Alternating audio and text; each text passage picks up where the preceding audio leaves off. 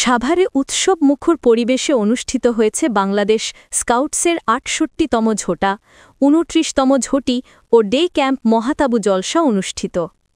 সাভার থেকে খায়রুল ইসলামের তথ্যচিত্রে দেখুন বিস্তারিত। শনিবার রাতে বংশী নদীর মনোরম তীরে অবস্থিত নীলা বর্ষা রিভার কুইনে অনুষ্ঠিত এ জলসার উদ্বোধন করেন বিএনপির কেন্দ্রীয় কমিটির সহ পরিবার কল্যাণ বিষয়ক সম্পাদক ডাক্তার দেওয়ান মোহাম্মদ সালাউদ্দিন বাবু। অনুষ্ঠানে সভাপতিত্ব করেন সাভার উপজেলা স্কাউটসের কমিশনার ও বংশী রিভার কুইনের ব্যবস্থাপনা পরিচালক মোহাম্মদ রফিকুল ইসলাম। এ সময় বিশেষ অতিথি হিসেবে উপস্থিত ছিলেন সাভার উপজেলা স্কাউটসের সহকারী কমিশনার, স্থানীয় শিক্ষা প্রতিষ্ঠানের প্রধান শিক্ষক ও সাবেক স্কাউট লিডারগণ। দিনব্যাপী আয়োজনে অংশগ্রহণ করে সাভার সহ আশপাশের বিভিন্ন স্কুল, কলেজ ও মাদ্রাসার শতাধিক স্কাউট সদস্য, কাব, রোভার ও গাইড।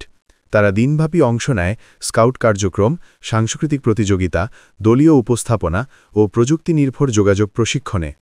এ সময় বক্তব্যে ডাক্তার দেওয়ান মোহাম্মদ সালাউদ্দিন বাবু বলেন, স্কাউট আন্দোলন তরুণ প্রজন্মকে শৃঙ্খলাপরায়ণ, মানবিক ও দেশপ্রেমিক নাগরিকে পরিণত করতে গুরুত্বপূর্ণ ভূমিকা রাখছে। স্কাউট সদস্যরাই আগামী দিনের নেতৃত্ব গড়ে তুলবে। আমি আশা করি এই মহাতাবু জলসা তরুণদের মধ্যে দায়িত্ববোধ ও দেশপ্রেম আরও দৃঢ় করবে।